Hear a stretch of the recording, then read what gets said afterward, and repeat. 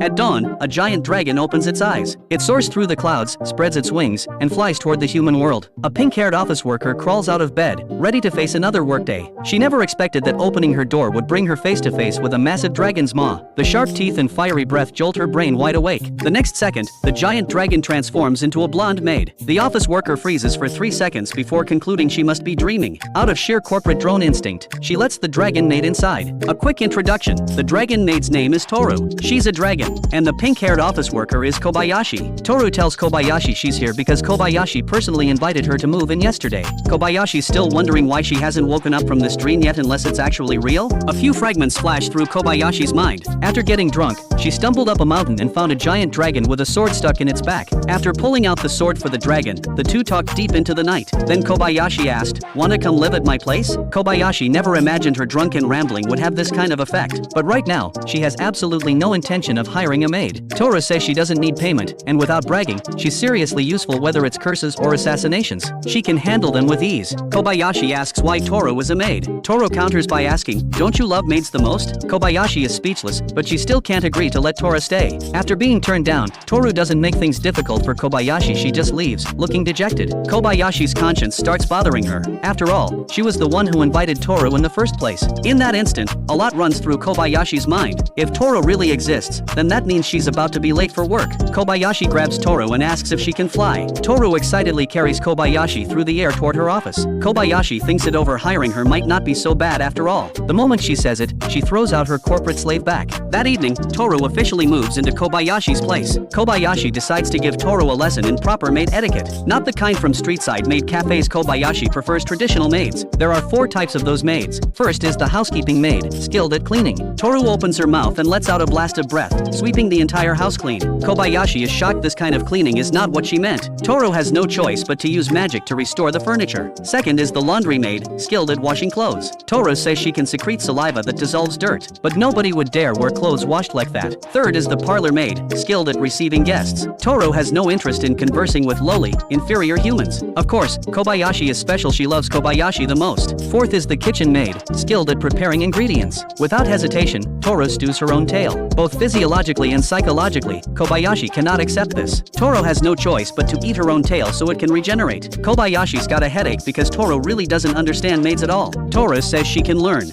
She asks Kobayashi if there are any foods she dislikes. Toru mentions she doesn't like eggs without yolks. She had a friend who was killed by that kind of hydrogen bomb. As for things she likes, dragons generally don't ask, because some dragons have been killed by people exploiting their preferences. Of course, if Kobayashi wants to ask Toru, she naturally won't hide anything. Seeing she can't help much, Toru suggests Kobayashi ride her to work tomorrow. Considering her poor aching back, Kobayashi politely declines and says that impressive dragons are meant for guarding the house. Toru says she's not all that strong, but destroying a world or two is totally doable. Worried Toru lacks confidence, Kobayashi mentions that times are rough lately and having Toru guard the house would give her real peace of mind. Toru immediately pounds her chest and promises to handle everything. Kobayashi nods, teaches her how to use the phone, then heads off to work. What's it like having a dragon guard your home? Thor's first time watching the house, she decided to ask her friend Fafnir for the basics of house sitting. The first thing out of Fafnir's mouth was to kill, curse, or destroy. Thor hung up the phone, thinking that was actually pretty useful advice. At that moment, 2 burglars took advantage of Kobayashi being away from home and picked the lock. The moment they opened the door, they came face to face with a massive dragon. Hot, moist breath washed over their faces. They let out blood-curdling screams. That evening when Kobayashi got off work, she saw 2 people on the street turning themselves into the police, babbling about going to the M78 Nebula to find Ultraman to fight the monster. When Kobayashi got home, she finally learned the truth about what happened. Not long after, Kobayashi's co-worker Takeya Makoto invited her out for drinks. As the two headed downstairs, Kobayashi discovered that Toru was actually waiting for her. The 3 of them walked together, with Toru wedged in the middle, absolutely refusing to let Takeya get even one step closer to Kobayashi. Toru had wanted to show off her relationship with Kobayashi in front of Takeya, but unexpectedly, the two only talked about work troubles. Toru was completely lost. Seeing her looking dizzy, Takeya quickly apologized. However, even if a dragon dies and its body goes soft, its mouth stays hard. Toru was ready to straight up eliminate Takeya. Just then, Kobayashi got drunk and officially entered maid-obsessed mode. She grabbed Toru by the collar and wailed that a maid needs to be professional, tie her hair up properly, and can't speak with that kind of attitude. Right now, Toru's maid act was nothing more than an amateur's cosplay. Takeya also got into the zone, instantly transforming from a normie army into a full-blown otaku, so Toru found herself even more unable to join the conversation. In the end, Kobayashi drank herself into oblivion. Takiya apologized to Toru, explaining that he's a closet otaku who can only really connect with Kobayashi, his good buddy. Toru decided to turn into a dragon to intimidate Takiya. Takiya was indeed startled, but after learning that Toru genuinely loved Kobayashi, he didn't ask any more questions and simply watched as Toru carried Kobayashi away. The next day, the now sober Kobayashi stopped Toru from licking her clothes. Toru nodded in understanding. Next time she just licked Kobayashi directly, so Kobayashi had no choice but to tell Toru not to use saliva on her clothes at all. Seeing that Toru hadn't changed clothes, Kobayashi bought her an outfit. Toru was deeply moved and asked Kobayashi what she wanted in exchange. Even dragon's blood wasn't off the table. Kobayashi politely declined. She wasn't a demon. She told Toru to look up hygiene concepts online and absolutely never wash clothes with saliva again. Toru couldn't figure it out, so she had to call for help. Kobayashi tracked down the scholarly dragon Lukua to ask. Lukua explained that what Kobayashi cared about wasn't whether it was clean or not. It's like a god who's been bitten. Even if you remove the curse, the impression that a curse was there remains. Lukua asked Toru if she was happy living with humans. Toru answered that she was very happy. It was about to rain outside. Toru worried the clothes wouldn't dry, so she climbed onto the roof, transformed into a giant dragon, and blasted her breath at the sky, scattering the surrounding storm clouds. Quite a few people witnessed this scene, including a little girl hiding in the crowd who recognized it as Toru's breath. Kobayashi saw everyone gathered around, marveling at the sudden clear weather, and silently shook her head. She'd have to teach Toru some common sense when she got home. To her surprise, when she returned, she found Toru frantically sniffing her shirt. Toru didn't need to sleep, but in order to snuggle with Kobayashi, they still slept together. That night, Toru dreamed of her past. Kobayashi asked her what was wrong. Toru hesitated, then said she'd remembered the battles she'd fought in her original world. Kobayashi only asked if she was feeling unwell, but didn't press her about her past.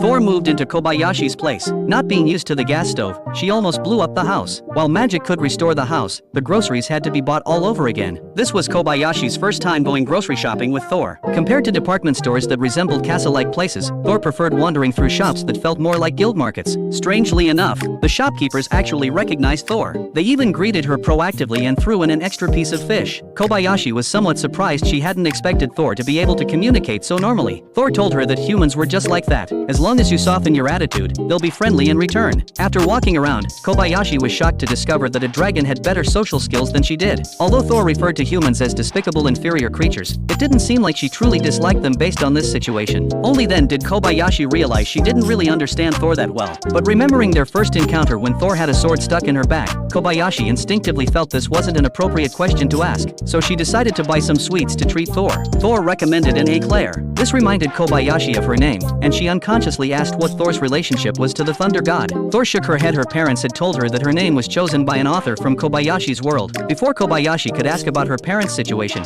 she heard someone robbing a shop nearby. Thor asked Kobayashi if they should help. Kobayashi nodded and reminded her not to reveal her dragon identity. But Thor overestimated this world's power level. With one stomp, she shattered the pavement and instantly appeared behind the robber. She flipped around and easily pinned him to the ground. In an instant, everyone in the shopping district turned to look at Thor. Kobayashi felt something was off and immediately rushed over. To her surprise, the crowd was actually cheering around Thor. Only then did Kobayashi breathe a sigh of relief. Before the cheering erupted, the quiet atmosphere had indeed frightened Thor, so Kobayashi tightly grasped Thor's hand. The two walked home just like that. Thor was thrilled inside. She wasn't washing this hand anytime soon. A little girl behind them took in the entire scene. Not long after, while Kobayashi was at home, a small visitor suddenly arrived. Kobayashi immediately recognized this as Thor's friend after all. The dragon horns and tail were pretty obvious. Before she could ask for a name, the little girl demanded that Kobayashi and Thor break up. She said Kobayashi had seduced Thor with her body and was a glasses-wearing pervert. She unleashed her cute punches, demanding that Kobayashi give Thor back to her. When Thor returned from shopping,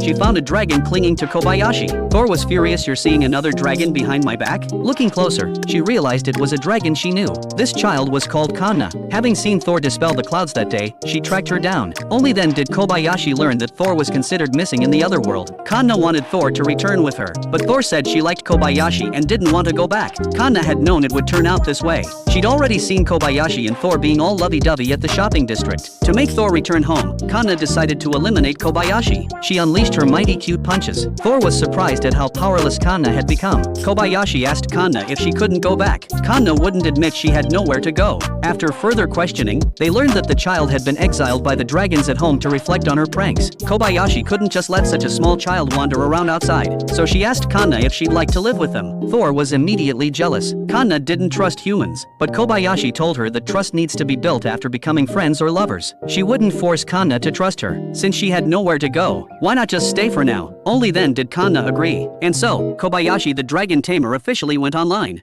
With an extra person in the house, things were getting pretty cramped. Opening the door to grab anything had become a total hassle. Kobayashi didn't hesitate, she went straight for a 3-bedroom place. The realtor showed them around, and honestly, most of the spots looked the same. Then they got to the last one. The rooftop was wide open, shared space. The most important thing for keeping dragons? Room to stretch out. Toro and Kanna lit up at all that space. Kobayashi signed the lease on the spot. They headed back to the old apartment to start packing. First up, cleaning. Toro loved cleaning, though the song of world destruction she hummed while doing it was a little unsettling. For a dragon, she was surprisingly picky about hygiene. She was always showering and brushing her teeth. No dragon-sized toothbrush? No problem, she'd just use her claws. Being massive came with downsides, though. Finding a place to crash was always a pain. Caves, ruins, castles, sometimes you just had to sleep mid-flight. Stick around too long and some human hero would show up treating you like a raid boss. You'd get filthy all the time, and bathing was a nightmare. When there was no other option, dragons just licked each other clean. Kobayashi's jaw dropped. Was that really something you could just say out loud? But the other dragons didn't care about that stuff at all. Toru was a neat freak, but Kobayashi had all the bad habits of someone who'd lived alone too long. Beer bottles everywhere, piles of unwashed clothes, books scattered all over the place. Toru insisted she had to clean up her act. They had Kanna in the house now, and they couldn't let the kid pick up bad habits. Kobayashi suddenly felt like a husband getting lectured by his wife. She immediately claimed she'd been doing it on purpose. Because you look so happy when you're tidying up, Toru. This whole place is in your hands from now on. Toru absolutely melted. That sneaky Kobayashi. Next came boxing everything up. Kanna stumbled across some old childhood photos of Kobayashi. Toru's eyes lit up as she pored over them. They also found a maid outfit tucked away in a closet. It fit pretty well, though it was murder on the chest area. Kobayashi felt like she'd taken a critical hit to the knees. The whole family made it to the new place in one piece. Kobayashi had the 3 bedrooms mapped out, one for her, one as a workspace, and the big room for Toru and Kanna. The 2 dragons were thrilled, bouncing around making the beds. That night, while Kobayashi was in the bath, Toru slipped in to scrub her back. The next morning, Toru woke up early, took one look at the new room, and hit the kitchen with fresh energy. To repay Toru for the back scrubbing, Kobayashi got up at the crack of dawn to wash Toru's true form up on the roof. She hadn't bought a car yet, but she was already getting the full car wash experience.